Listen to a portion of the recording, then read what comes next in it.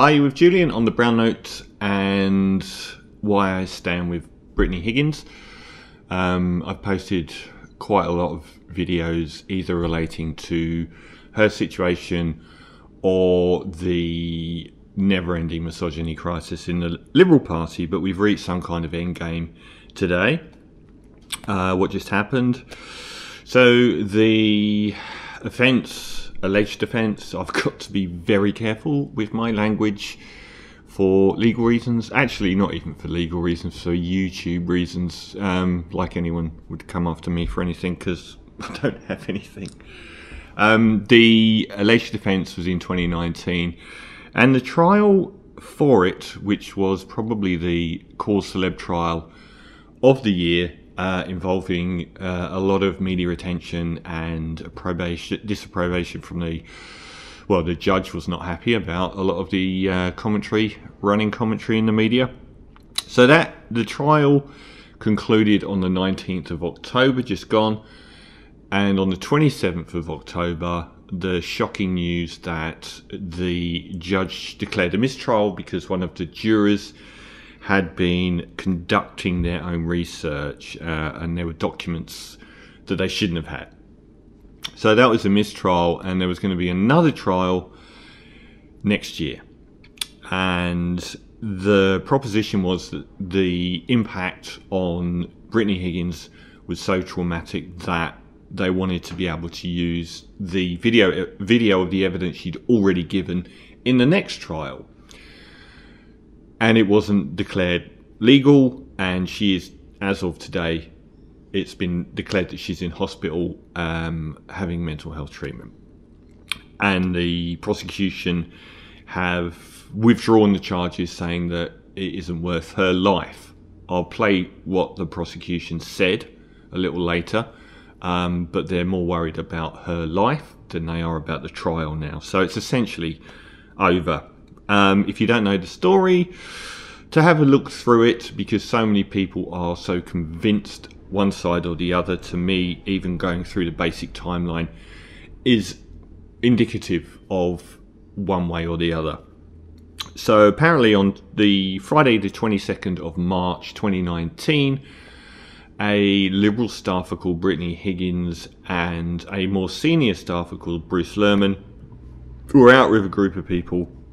She got very drunk. He offered to take her home in a taxi. He says that she wanted to go back to the office. So I'll leave those things hanging. She says that she was intending to go home. I believe he said that she was intending to go back to the office paralytically drunk at 2:30 in the morning. He said he went back there to get some keys. Now, he went in at 2:30 in the morning past security, and he was successful in, despite not having his, I think they didn't have their pass cards, but were allowed under the rules of entry, and the security said it wasn't uncommon for people to appear very late at night in the offices. That's a whole different story that needed to be uncovered, because they were both drunk, and she was paralytically drunk, and security didn't seem to bat an eyelid about that, suggesting that it wasn't an uncommon occurrence. Now, he says that he went into the office of Linda Reynolds, or the suite of Linda Reynolds, and that Brittany Higgins went one way and he went another way and didn't see her again in the same office. So make of that what you will. He didn't try and find her again. He said that he went to work on a briefing for Prime Minister's Question Time at 2:30 in the morning on Saturday morning, the 23rd of March, like you do. Not sure what about the briefing necessitated him being in the Linda Reynolds office. So anyway, he leaves fairly quickly, like half an hour. And security do a welfare check on her, found she was naked, and have attested to how drunk she was when she arrived in the building, indicating that consensual sex wouldn't have been possible although Bruce Lerman says that no sex took place. She was found naked. I'm not sure how often you go back to work paralytically drunk at 2:30 in the morning and just decide to strip off naked. 3 days later, he's called into Linda Reynolds' office and summarily fired on the spot for breaching security and mishandling a document. Now, security have gone on camera saying that no security breach occurred. So why was he sacked for a security breach? Why wasn't Brittany Higgins sacked for committing the same security breach? She wasn't. Why were cleaners brought into the office first thing next morning? In the week following the alleged assault, she went to the police and gave a detailed statement alleging that she'd been raped. In that same week, she claims she told her boss, Linda Reynolds. When it blew up 2 years later, Linda Reynolds went on sick leave for 6 weeks, avoiding any further questioning on that. Brittany Higgins claims she also told the Chief of Staff, Fiona Brown, who was very well connected with Scott Morrison, at the same time in that same week. It is also alleged, despite both Reynolds and Brown claiming that they weren't made aware of what had happened, that Fiona Brown had given her an assault on surviving sexual assault. And she also says that she told Michaelia Cash, who would end up as her boss, Senator Cash, multiple times. Cash said she didn't find out, like everyone else is saying, until February 21, 2 years later. Brittany Higgins says she was told to take one for the team because an election was a couple of months away and that she felt guilty about bringing the whole gang down. Her job was moved from one side of Australia, 3,000 miles, to Western Australia. Texts reveal that people at the highest level of the Prime Minister's office were made aware of what had happened at the time, but Scott Morrison never knew. About an allegation made to the police and allegedly made to senior figures in the government that a female staff member was raped in the House of Parliament, in the office of your party, and you are the CEO of the company, but you weren't made aware of it, even though people who were in the office of you were, via text message, confirmed to have known at the time, but they never told you. I would suggest there's a fair breakdown in communication if your own staff at the highest level didn't warn you about a staff member saying that she was raped down the hall from your office. It emerged Scott Ryan, Senate President, had found out on the 27th of March, and Tony Smith, the Speaker of the House, on the 8th of April. These two were responsible for security at Parliament House, both previously claimed to have found out in February 2021, 2 years later. It was in the Canberra newspaper 6 months after this event, and you've got the most press-conscious Prime Minister in Australian history not knowing for another year and a half, according to him. Everyone knew. The reason that they could never throw each other under the bus is that everyone knew. It is impossible to believe that such a toxic allegation, liable to bring the house down, would not have been made to everyone. If it was reported in the papers and reported to the police, she reported it to a colleague, and she was given a sexual assault survival pamphlet. The idea that Scott Morrison didn't know is one of, I think, the biggest lies that he told. Now, why do I stand with Brittany Higgins? I think a lot of people seem to have no ability to judge character. Everything I have seen from Brittany Higgins suggests to me the quality of her character.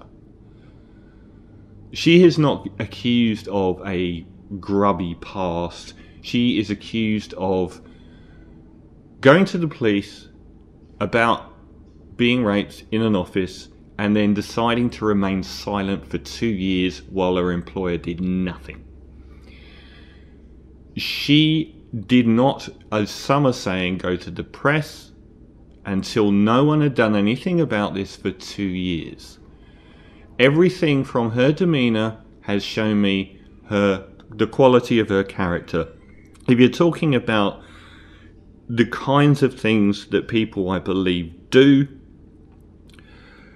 she told independent people, her colleagues and her bosses and the police, 3 different independent sources were told at the time within a week, and she did not pursue it. She eventually, I think the same month, or in April, she decided not to pursue the charges, knowing what was coming. And she was right. And she went to the press after 2 years with incredible bravery, knowing what was coming, and actually decided she couldn't stand it anymore. Now, any scenario she does this, she's a villain. The same people that think she's a villain today would say it's because of how she acted to get to today. And if she acted in a different manner, they would say it was because she acted in that manner. If she had come forward to the police and carried on prosecuting, they would have said that she was doing it to take the government down back in 2019. There is no scenario where she would not have been painted the villain by exactly the people who are painting her the villain today. What it actually means is the people that are painting her the villain today are sexist and right-wing. Have a look at look at the way that Grace Tame has been treated. Look at the way Rosie Batty was treated. Her crime was that her child was murdered by the father, and she was still painted as a villain by the same quarters that are painting Brittany Higgins. She wasn't accused of doing anything at all, not lying about anything. Her child was murdered in public in broad daylight by an estranged husband. She was given Australian of the Year about domestic violence issues, and she still got the same people attacking her. Now, there's a big lie being told by a lot of the people that are attacking Brittany Higgins at the moment, and that is that Bruce Lerman is innocent until proven guilty. It's not a lie to say that you're innocent until proven guilty. It's them lying that they care. If Bruce Lerman was convicted and proven guilty, they would still be saying the same thing about Brittany Higgins. It's garbage that these people were saying, oh, we only care about justice. If he'd been convicted, they'd have said the trial was a sham. The exact same people.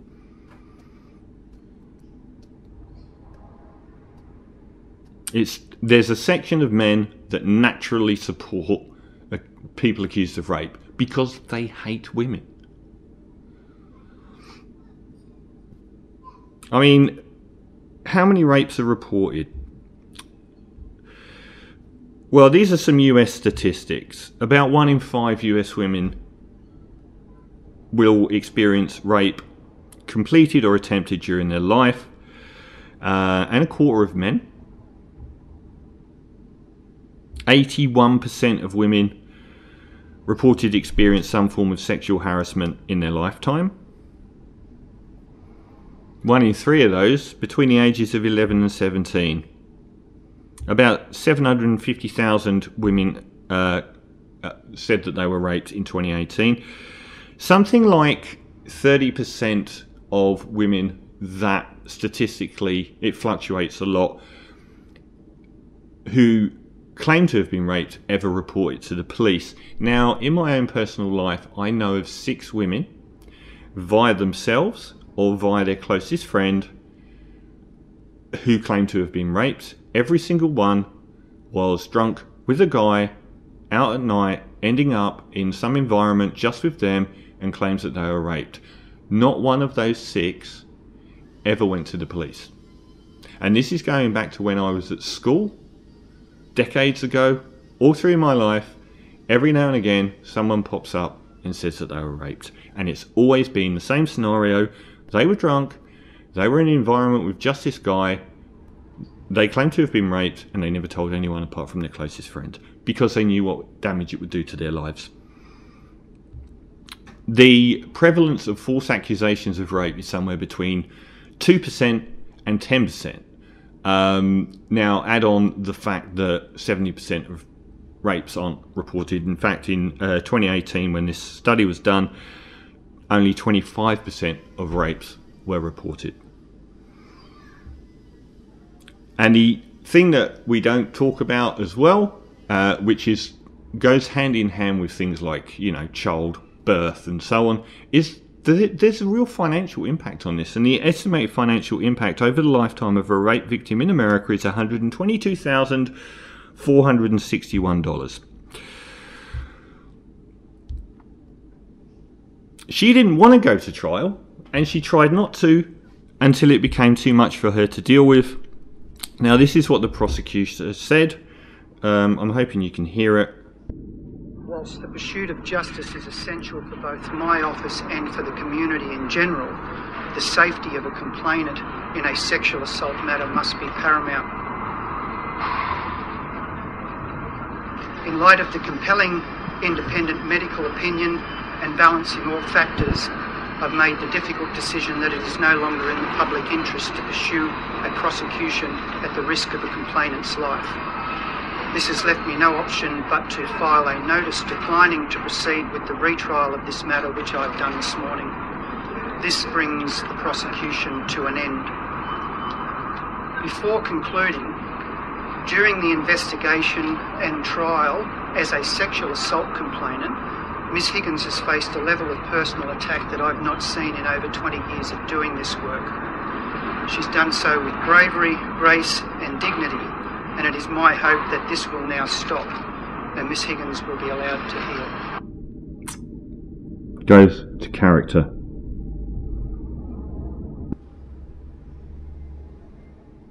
Imagine the stress. Imagine the stress of dealing with it by yourself. Imagine she's telling the truth and you're raped at work and no one does anything about it. And no one's ever punished. Imagine what that would do to you. Imagine living with it. Now, the right have got some very disturbing fanboys of late. I'm sure Kanye's still going to be one, even though saying that he loves Hitler today with Alex Jones. Elon Musk, Trump. But for me, Bruce Lerman is kind of like the new Kyle Rittenhouse. They are celebrating him as a hero.